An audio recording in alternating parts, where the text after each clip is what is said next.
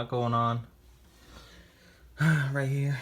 Bit tricky getting some of these things off. I do have the control arm, the ball joint, the tie rods all off. I just gotta get the sway bar link off and I should be good to go. Over here though, I am gonna cut out a little bit more out of the chassis and put a nice little plate there, weld it up.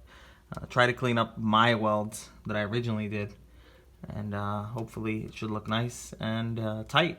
I tried hammering this thing as hard as I could. The welds are actually holding strong. They just probably need some kind of reinforcement. Real simple things. Tomorrow we will get this done, and hopefully we'll take her for a ride too. Alright, more to come. A lot more to come. Brake conversion soon. I do have the parts for it. The guy did hook me up. But for now, we just need to keep chopping at this. Over here, I did get the power steering pump going. Thankfully at work, the guy was able to help me chisel off a little piece of the hose, pressure hose that I had that kind of had a male piece sticking out a little too far and made it impossible to get on. But now that we got that on, it's not leaking. Did put a piece of tape, Teflon in there, Teflon tape. And let me try and, there we go, focus in on it. See? Made it come around, looks nice and clean. Everything looks good.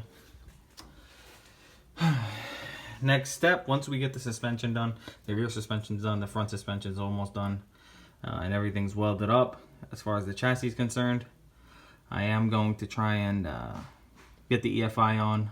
I do have new valve covers and new bolts, wingtip bolts that I want to get on there as well.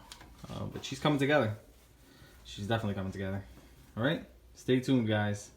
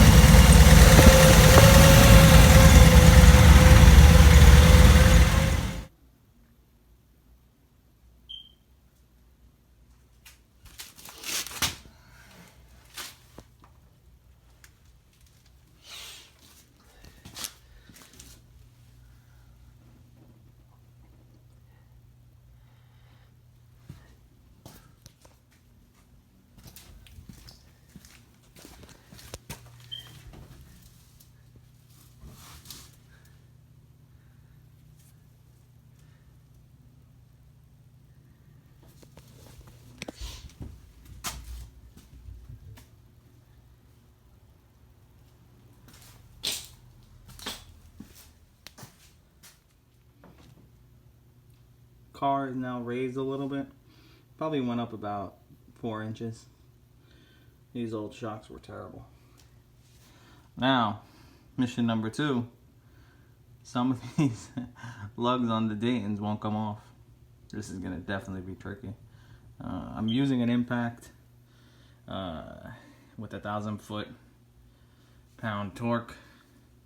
Still not really putting a dent into it. Hopefully I can get these things off. Car is now raised a little bit. Probably went up about 4 inches. These old shocks were terrible. Now, mission number 2. Some of these lugs on the Daytons won't come off. This is gonna definitely be tricky.